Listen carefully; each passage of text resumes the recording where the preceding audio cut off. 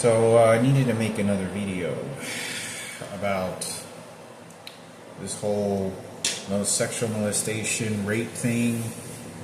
Something that I was kind of going through my mind. And usually I've covered everything. It's just maybe small details, but I could be wrong about this part. And this is about my face being painted on the doghouse. And I was an infant whenever we got our dog Socks, and he was the same age as me.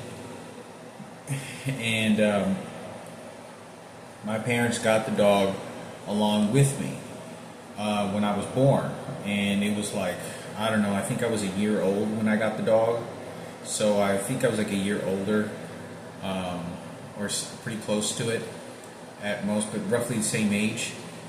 And when I was about 5 years old, I think, was it 5 or 6? Yeah, I was about 6 years old, not older than 7 for sure. Somewhere between the age of 5 to 7 years old. I built a doghouse, or I really didn't build it, but I was just kind of tagging along and kind of helping the materials that I can remember. And my Uncle Chito, which is Uncle Beto's brother, my mom's brother, who apparently, to my understanding, was murdered by the cartel.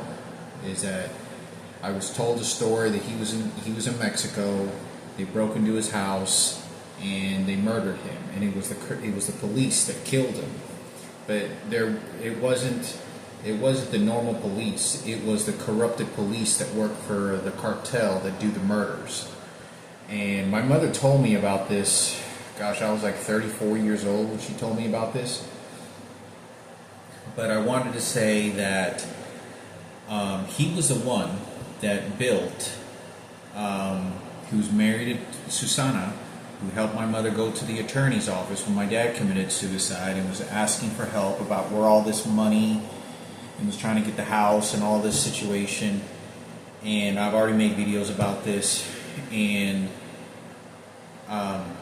Chito built, it was made out of plywood. It was pretty flimsy.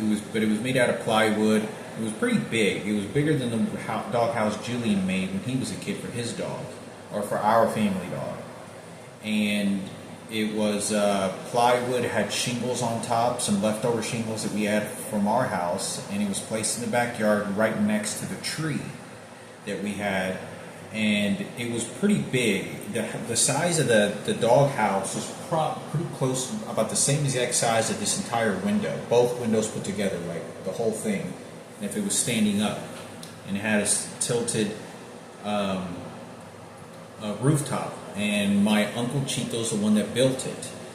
He built it for me, and I remember, I don't know what the situation was, but I remember him, after we got done, I liked it and everything. It was orange and yellow, and he painted a face in the back of the doghouse, and he built it on that. It was we built drew a face that was, and it was covered the entire back part of it. There wasn't any space that was left, and it was literally a very simple face, and it was kind of a round face like mine. And I talked about that it looked like, and my uncle was kind of joking around. Yeah, he goes, "Look, it's you." He goes, "I drew your picture on there." And that built the doghouse with the face on there. You could ask Daniel Box, all the friends that used to walk down the alley. They always knew that face was there. And I'm telling you, like, it was posted up, and like there had to have been probably 15 houses all throughout the back alley and area that could easily spot it. I mean, it was because we didn't have wooden fences. And there was nobody had junk in their backyard. We only had a few things in our backyard.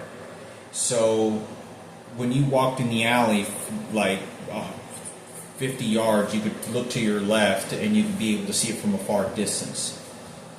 But when he was building that house and we got completed and he built his house, he looked over to his left and he looked at Miguel's house. And I remember he built the house, and he does this, and he like he was mad, but he was very content building me the. He was very content building me the house. Like, you're building a kid a dog house. I was like, oh, the only thing I didn't like is it looked like kind of like a monkeyish, look. And I was like, are you sure that's me? That's not me. Sure. And he goes, yeah, it's you. I was like, oh. And anyway, I didn't really think of it other than it was just a face of a kid. And he looks over to his left, and he goes, and he's looking at a house. There's nobody there. He's looking at Miguel's house. There's nobody in the backyard. There wasn't any commotion or anything. And he goes like this, and he goes, oh, huh? And he squatted back down and continued sort of finishing up. It was a very simple, just two circles, a face, some ears, and that was it. And I'm 100% on this, but my opinion, I think he knew. He overheard or suspicions that guy right there did something to one of the kids, did something to Frankie, did something to me. And because this guy was big, this guy is huge. Miguel is he's not a small person. Whether he's still alive or not, I don't know. I just know that the last time I saw this person, I did go to his house, speak to Diana and speak to Miguel, not having any idea, literally telling them, both of them, that I got raped by a transgender, and I didn't even know Diana was a transgender. So, and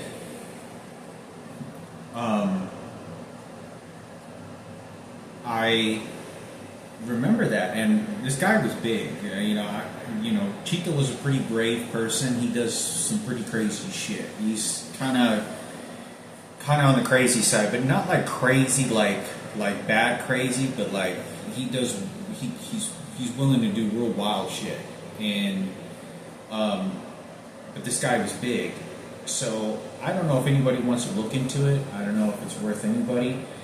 But everyone knew in that neighborhood, because the fact that my face is on there and all these houses, because I'm 5 or 6 years old. I'm 6. I was not older than 7 years old, because it was before, I even moved into that house when I was about 7 to 8 years old. And I know I would, because I remember being like really short. I remember just being really, really small. I was just a kid. Like I was like 6 years old, maybe even late 5 years old. But I didn't pass 6 years old, so it could have been late 6 years old, mid 6 years old at the latest. And I talked about that when Frankie was molested in that garage. There was a very loud shout for a moment, and I remember there was like some commotion or a sliding door of some kind way across the other side of the alley, like far on the other side of the alley. And they had a lot of trees, and they had like a lot of bushes. They had like a lot of green sort of tree shit. So it was kind of difficult to see the backyard a whole lot real clearly, like all the other yards. But I remember hearing some sort of commotion of some kind. And that's who I initially believe. That's who I believe initially reported or said, hey, someone touched this little boy, Frankie, because I told my mother. Frankie showed up to the house. If my mother never said anything, Frankie would have never probably said anything to any other neighbor. So I know it had to have been one of those people. So that face on that doghouse faced that house. And if all the neighbors found out about what was going on, then what do you think is going to happen? Everyone is going to spot that and say, that's the little kid house. That's the kid house. There's a face of a kid, like on a billboard. I mean, this face was huge. It literally covered like the entire, like this whole window, like this whole desk. Like it was huge. It was, the eyes and the mouth and the ears and the circle face and the hair that split, that looked like a butt, right down the middle, split down the middle. And I think that there had to have been caused a lot of commotion. That, to me, I'm thinking to myself, this had to have been so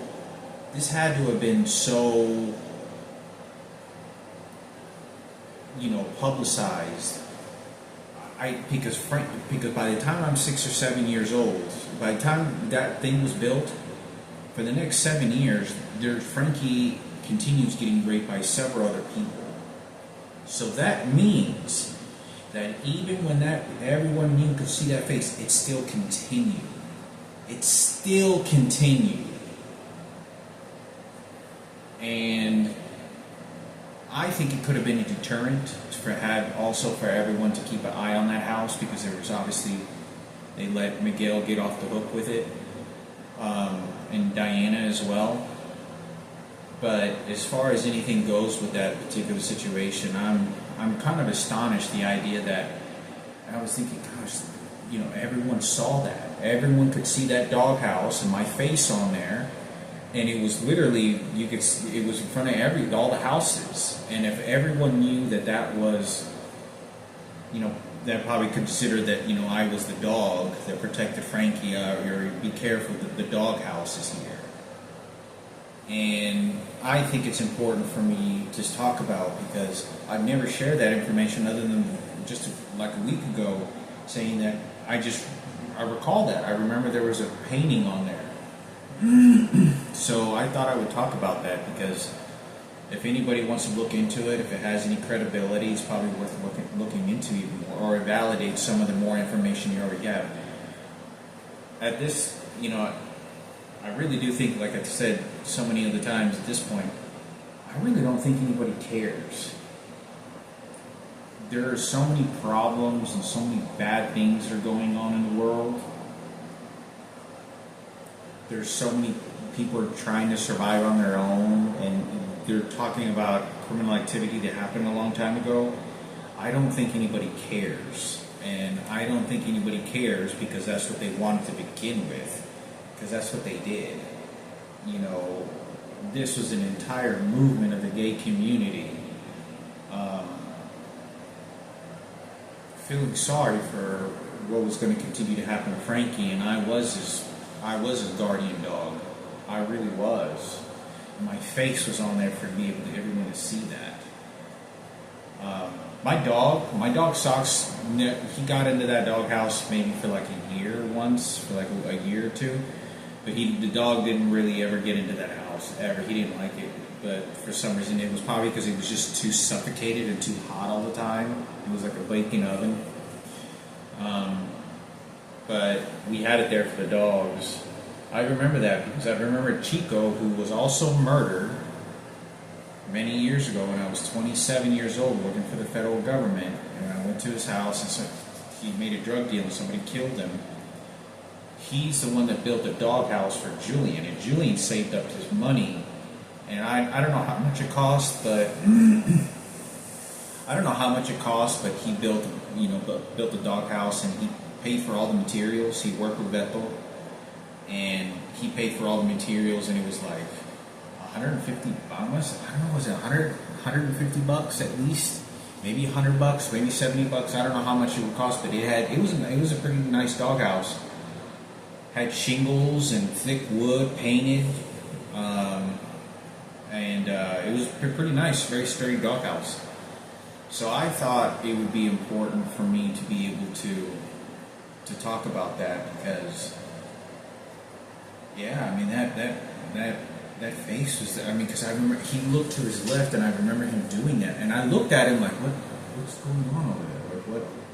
I don't know what's going on. So if it matters, if it doesn't, it doesn't. It's stuck with me and Frankie forever. And if Frankie can't think for himself and is in a debilitated state, then it's lost forever with me. And all they have to do is squander me, and that's what they did. But I'm telling you the truth.